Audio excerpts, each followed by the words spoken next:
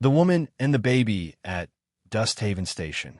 The train shrieked against the rails and hissed to a stop in a storm of dust and cinders. Heat shimmered over the tracks like smoke from hell's own forge. A lone woman stumbled down from the last carriage, clutching a bundled baby tight against her chest. Her shoes were gone. Her hair was stuck to her face with sweat. The conductor leaned out, squinting through the glare. "Ma'am, you staying or boarding? We don't wait long." She didn't answer. The baby whimpered. The whistle screamed again, sharp as a knife through her skull. She flinched. The iron monster coughed black smoke, churning up grit that stuck to her skin as the train pulled away, car by car, until nothing but heat and silence remained. Dusthaven Station. One cracked platform, one water tower leaning on rusted legs, one wooden bench baking in the sun. The sign hung crooked, letters half faded. She stood there, swaying. The baby cried louder now. She pressed its face in her neck, whispering words that came out broken. "Sure, it's all right. We're safe now. We're safe." The wind disagreed. It swept over the plains like a warning, kicking up little ghosts of red dust that whirled around her skirt. A shadow moved across the platform. She stiffened. A man stepped from the far end, slow and deliberate, boots crunching gravel.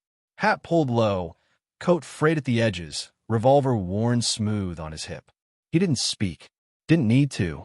His presence carried a kind of quiet that made even the wind hesitate. She backed up a step, clutching the baby tighter. He stopped a few paces away. His face was half hidden, but the light caught a scar running along his jaw, disappearing beneath the collar. His eyes, pale and unreadable, studied her. The baby's cries turned into hiccups. Your voice cracked. "You from here?" The man said nothing. Behind them, the last echo of the train faded into the desert. She tried again. "Is there someone I can talk to? A sheriff, maybe?" He reached slowly into his coat. She froze. Then he pulled out a small canteen and held it out. Her throat worked. She hesitated, then took it. The water was warm and tasted of metal, but she drank like she hadn't had a drop in days. "Thank you," she whispered. He nodded once. Footsteps clattered behind them. An old man in a station vest came out from the telegraph office, wiping his brow. "Lord above, where'd you come from, miss? Ain't no one gets off here except freight men." She opened her mouth to answer, but the words tangled. Her mind was a fog of fear and exhaustion. The old man frowned. "You got a name, miss?" She looked down at the baby. The baby looked back, eyes wide, mouth open in a silent cry. She began and then stopped. The cowboy watched her closely, the sun glinting off the buckle at his belt. "No name, huh?" the station man muttered. "Well, Dusthaven's not much of a welcome wagon anyhow. You need rest. Doc's over by the saloon." He glanced at the cowboy. "Luke, you walk her over. You know the way." The cowboy didn't argue. He just shifted his stance, nodded once, and motioned with his chin toward town. The woman hesitated but followed. They crossed the dusty main road where heat rippled like waves. The baby had gone quiet again, heavy in her arms. Each step sent pain shooting up her bare feet. A dog barked somewhere behind a fence. A shutter creaked. Two boys leaned against a water trough, staring. "That her?" one whispered. "Heard tell a woman got left at the station." The other shrugged. "If Luke Calder's walking her, she's got luck on her side." The saloon door swung open with a long, tired groan. Inside, the air smelled of whiskey and wood oil. A ceiling fan ticked slow circles. Behind the counter, a woman in her 50s, broad-shouldered, sharp-eyed, looked up. "Well, I'll be. You bringing strays in now, Luke?" The cowboy tipped his hat slightly, then looked toward the back room. The saloon woman, May Hollister, sighed. "Doc's still sleeping off last night, but I can fetch him." The stranger woman sank into a chair, trembling. Her dress was torn along the hem. She set the baby on her lap and tried to smile, but the muscles in her face refused. May returned with a man in suspenders and wire spectacles. "What's your name, miss?" he asked gently. She looked down again. "I don't remember." The doctor exchanged a look with May. "Shock," he murmured. "Seen it before." The cowboy leaned against the doorframe, arms crossed, silent as ever. When the doctor left to fetch bandages, May poured a glass of water and sat across from her. "That man out there," she said quietly, "he don't talk much. Got his throat cut back in the war. Folks call him the Silent Rider. But he's good people. You're safe here." The woman's fingers brushed the baby's blanket. Something hard pressed beneath the fabric. She reached in and pulled out a tiny silver locket, smeared with soot. Inside, faint initials glimmered. HM. Tucked behind it was a scrap of paper. The ink almost faded. "Don't let them find her." Her breath caught. She shoved the note back in, clutching the locket tight. May noticed. "That yours?" She nodded, slowly. Outside, the cowboy turned his gaze toward the horizon, where the tracks vanished in a heat haze. The doctor came back, cleaned a cut on her arm, and said she needed rest. May showed her to a small room upstairs, little more than a cot and a cracked mirror. Before leaving, May pressed a loaf of bread into her hands. "Eat. You'll think clearer in the morning." The woman tried to thank her, but emotion clogged her throat. From the window, she could see the cowboy mounting his horse below. The sun had turned blood red behind him, painting the sky in fire. He sat still for a long moment, then reached in his coat, pulled something out, a small pouch, and left on the step before riding off into the dying light. She watched until he disappeared into the dust. Then she went down, curiosity pulling her forward. The pouch was soft leather, tied with string. Inside were a few silver coins and a folded piece of cloth, a baby's bonnet, worn but clean. Her breath trembled. She pressed it against her cheek, tears welling up for reasons she couldn't name. In the silence that followed, the wind hummed through the empty street, carrying the scent of sage and distance. From far off came the soft jingle of spurs fading into night. And though no one heard it, somewhere in that fading wind, an old voice seemed to whisper. That was the first time the silent man spoke, not with words, but with mercy. Whispers of the past. Rain hammered the tin roof hard enough to drown the sound of her breathing. The baby whimpered in her arms, restless from the thunder. Lightning flashed through the cracks in the shutters, turning the small saloon room into a stuttering picture of ghosts. The cradle shadow, the chair rocking on its own, her own face pale in the mirror. She sat by the window, eyes fixed on the dark street below. Every flash of light cut across the dust-soaked road, and every shadow felt like it moved when she wasn't watching. A board creaked outside the door. Her heart jumped. "Who's there?" she whispered. No answer. The knob turned slowly. She pressed the baby tight, breath caught in her throat, until May's voice came low and calm. "Just me, honey. Easy now." The door opened. May carried a tray with a small lamp and a cup of something steaming. "Couldn't sleep, could ya?" "Ain't no one does. First few nights in Dust Haven." The woman shook her head. "Every sound feels like someone coming." May set the lamp down. "Ain't no one here but us. Luke's out making his rounds. Man rides the border every night like he's still on duty." The name made her glance toward the window again. "He doesn't speak?" "Not a word," May said softly. "Got his throat torn up years ago. Lost more than his voice that day, I reckon." She looked over her shoulder. "Still, town sleeps easier when he's watching." The baby whimpered again. The woman rocked her gently. "You got a name for her?" May asked. Her lips parted, uncertain. Then she whispered hope. May smiled faintly. "Pretty name. Suits her." Lightning flashed again, and for a heartbeat, the woman's face hardened. Something flickered in her eyes, something wild and hunted. May noticed. "You running from someone?" The woman's hand trembled. I don't know." She hesitated. There was smoke. Screaming. A man, yelling my name. Then nothing. May frowned. "Your name? I can't remember it." The storm outside cracked the night open again. Downstairs, the saloon piano gave a single, eerie clang as wind rushed through the door seams. May sighed. "Storm's gonna tear the roof clean off. Get some rest, honey." When May left, the woman sat for a long time in silence. The baby finally drifted off. She turned the silver locket over in her hand. HM, the initials shimmered faintly in the lamplight. She opened it, tracing the words with her thumb. "Don't let them find her." Her pulse quickened. Who were they? A sound outside cut through the storm. Hooves pounding fast across wet earth. She rushed to the window.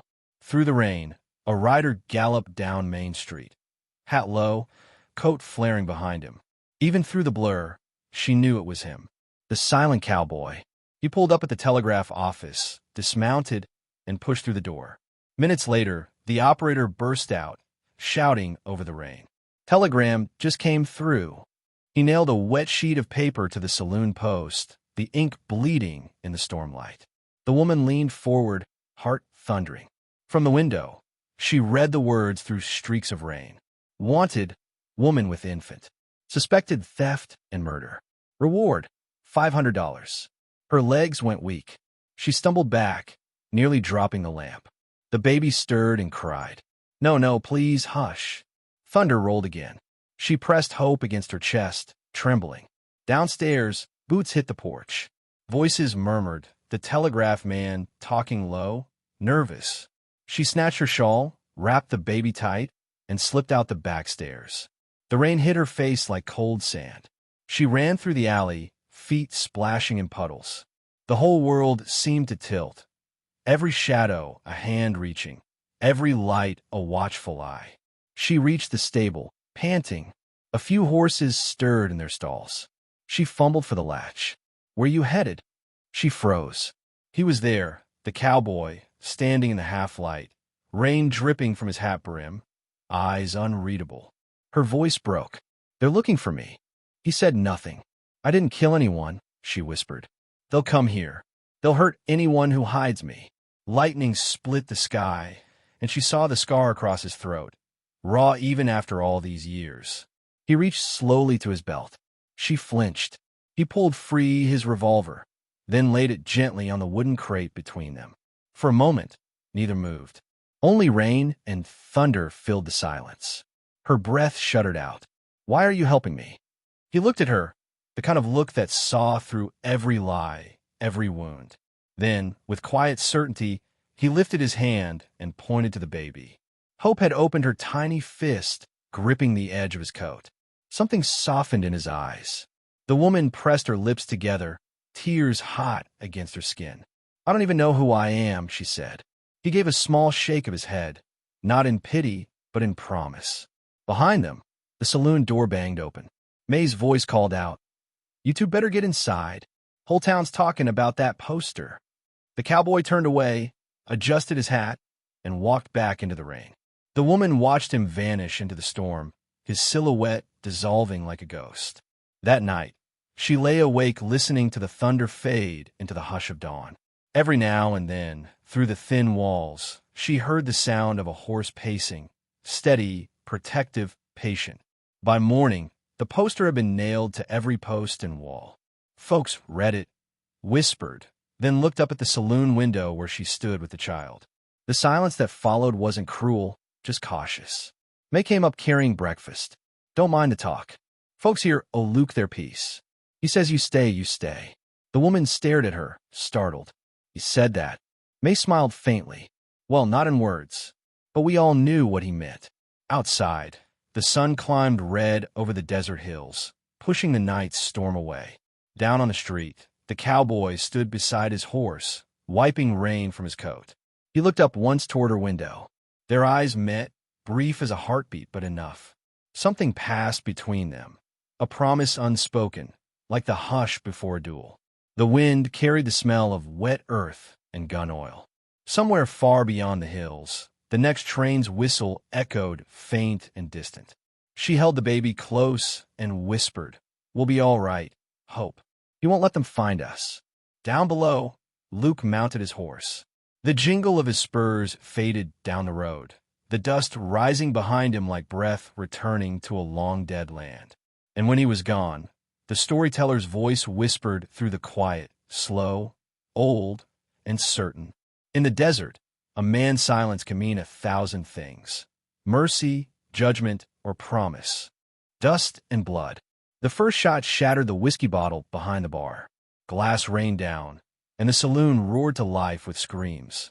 The woman ducked, clutching hope to her chest as another bullet tore through the window pane. May shouted down, "Get down," while dragging her behind the counter. Through the haze of kicked-up dust, 3 men stepped in, coats dripping trail dust, badges glinting dull in the lamplight. The leader wore a cruel grin, and a deputy's star polished too bright. "Sheriff Boone," May hissed under her breath. He kicked open the door fully and swaggered inside. "Afternoon, folks," he said, voice like dry gravel. "We're looking for a woman traveling with an infant. Fits the certain description." No one spoke. The piano player had already vanished. Chairs lay scattered, the air thick with gun smoke. Boone raised the wanted poster, edges torn, the ink still fresh. "Name or no name, there's $500 on her head." His eyes swept the room, landed on May crouched by the counter. "Where is she, Miss Hollister?" May didn't move. He laughed, low and humorless. "Don't try me, woman. I'm a lawman." From a corner, a boot scraped wood. Boone's head snapped toward it. The cowboy stepped out of the shadow, silent, calm, hat low, eyes fixed. The lamplight caught on his holster. Boone smirked. "Well, look what the wind blew in. Luke Calder. Thought you'd hung up that iron after you lost your voice and your family." A tremor of tension rippled through the room. The woman peered from behind the bar, her pulse drumming in her throat. She saw Luke's face harden, but his hand stayed at his side. Boone's voice dropped into a sneer. "You know her, Calder? The lady and her brat? Or were you just collecting strays like a saint of the damned?" Luke didn't move. "Step aside," Boone said. "Ain't your fight." The air grew still. Even the baby went silent. Luke's gaze didn't waver. Slowly, he stepped forward, one boot, then another, until the wooden floor creaked under the weight of his silence. Boone chuckled. "You deaf too? You don't scare me, cowboy." He motioned to his men. "Search the back." The woman clutched Hope tighter. May whispered, "Don't move. Whatever happens, don't move." Luke's hand drifted toward his gun. One of Boone's deputies reached for the cellar door. The hinge squealed. Then a flash. Luke's revolver barked once. The deputy spun and dropped before he could draw. The second man fired wild, bullets slicing past Luke's arm. He ducked, rolled, fired twice. The man fell backward through the saloon doors, hitting the street with a dull thud. Smoke hung thick as breath in winter. Boone snarled, "You just signed your own grave, Calder." He grabbed May by the arm, dragging her up. "Where's the woman?" Luke's jaw tightened. A soft voice answered from behind the bar. "Here." The woman rose slowly, baby still in her arms. Her eyes were wet but steady. "Let her go." Boone laughed. "Well, there's my little ghost. You should have stayed dead." He shoved May aside, drew his revolver, and strode toward her. "You and that man just made me rich." Luke moved faster than Boone expected. He slammed his shoulder into the sheriff, sending the gun skittering. They crashed through a table, splinters flying. Boone rolled up, grabbed his knife, and lunged. The blade sliced Luke's coat, grazing skin. The cowboy's fist cracked across Boone's jaw, once, twice, until blood sprayed the floorboards. The woman turned, searching for a weapon. Her eyes fell on the fallen revolver. She kicked it across the floor. It slid to Luke's boot. Boone staggered to his knees, wheezing. "You ain't a ranger anymore," he spat. "You're just a broken mute with ghosts for company." Luke's hand tightened on the gun. His face was carved from stone, eyes burning. Boone grinned through blood. "Go on, then. Finish it. Prove you're still the killer they said you were."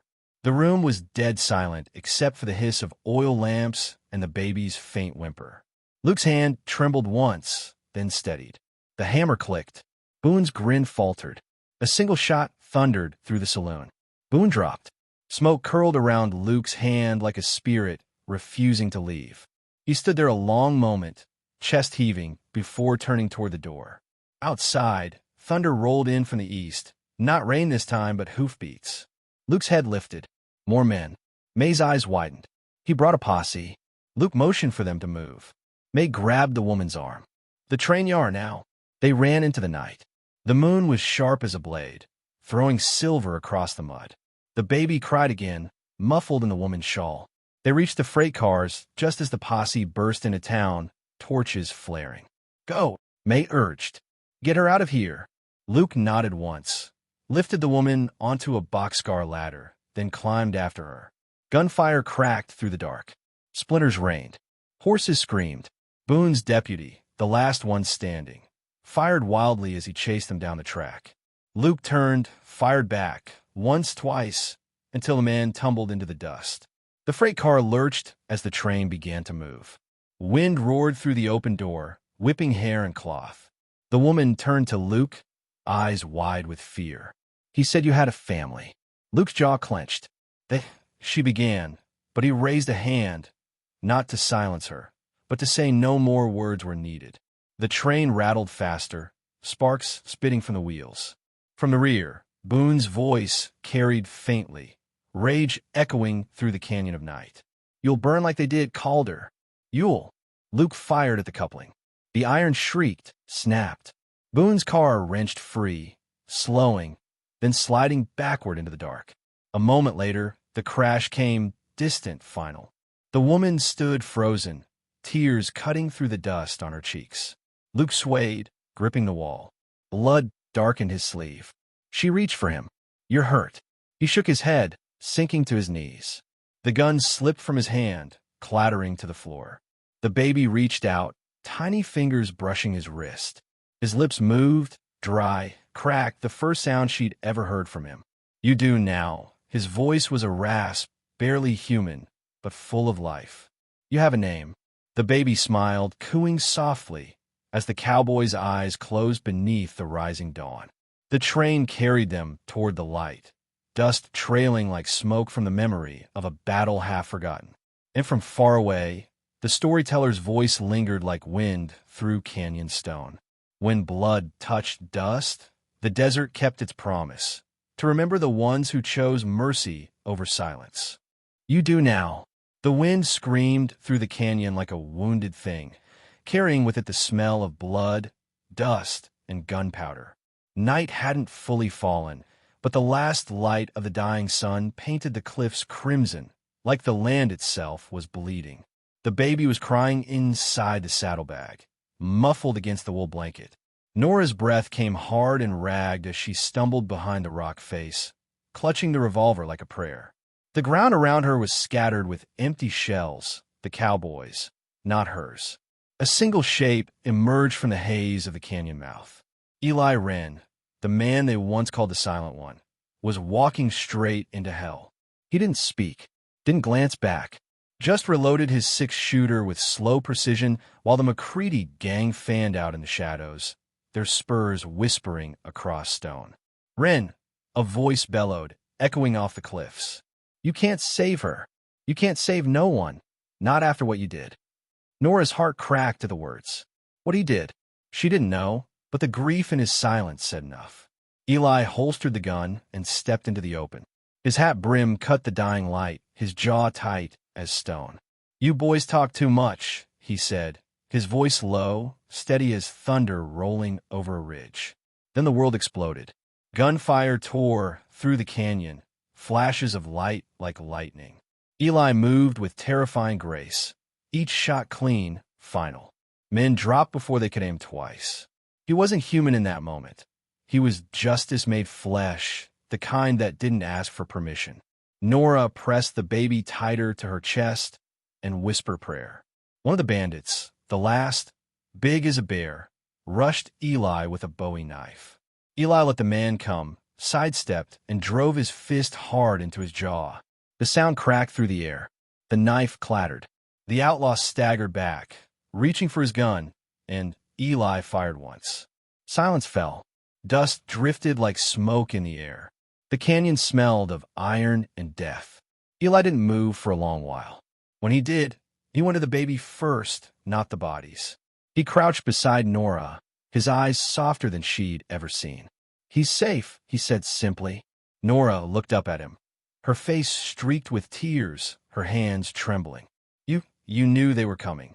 He nodded. They were coming for me. They always were. She stared at him, the pieces falling into place. The bounty on your head wasn't for what they said. He looked out over the dead men.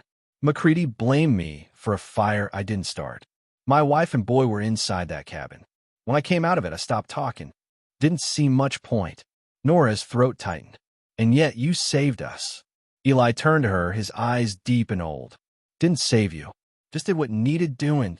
She wanted to tell him he was wrong, that he'd done more than that. but words felt too small for what she saw before her. The silent cowboy, the man with no home, no past left worth saving, had become her salvation. The baby stirred, small fists pressing against her shawl. Eli reached out, brushing his rough thumb across the child's cheek. The motion was so gentle it ached. "What's his name?" he asked quietly. Nora shook her head. "He doesn't have one. I found him, just like me. Left behind." Eli looked at her for a long time, then lifted his gaze toward the horizon, where the last light faded over the ridges like embers dying out. "You do now," he said finally. The words hung there, simple, heavy, unshakable. Nora felt something shift inside her chest. The same emptiness that had followed her since that cold night at the railway station, when the world forgot her, began to fill with something fierce and warm. "What do you mean?" she whispered. Eli holstered his revolver and nodded toward the open plains. "Means it's time to ride. Time to give him a name. Time to stop running from what's gone and start building something new." The wind caught his coat as he turned, a long shadow stretching behind him like the ghost of who he used to be. He looked back once, at her, the baby, the dust rising in the canyon, and for the first time in years, a faint smile broke through the scarred quiet of his face. Nora stood, clutching the child, and followed. They rode out together before the stars came. A woman who had nothing and a man who'd already lost everything, bound not by blood, but by something deeper, survival, mercy, and the need to belong. The desert swallowed their tracks. And years later, when old storytellers gathered around the fire, they spoke of the silent cowboy, the one who found his voice the day he named a nameless child and gave a forgotten woman a home. Some say they built a small ranch near the San Pedro River. Others say they just kept riding, never stopping long enough to grow old. But everyone agrees on one thing. That night in the canyon, Justice rode on quiet boots, and Mercy wore a cowboy's face. And when he looked at her and said, "You do now," it wasn't just a name he gave her, it was a life.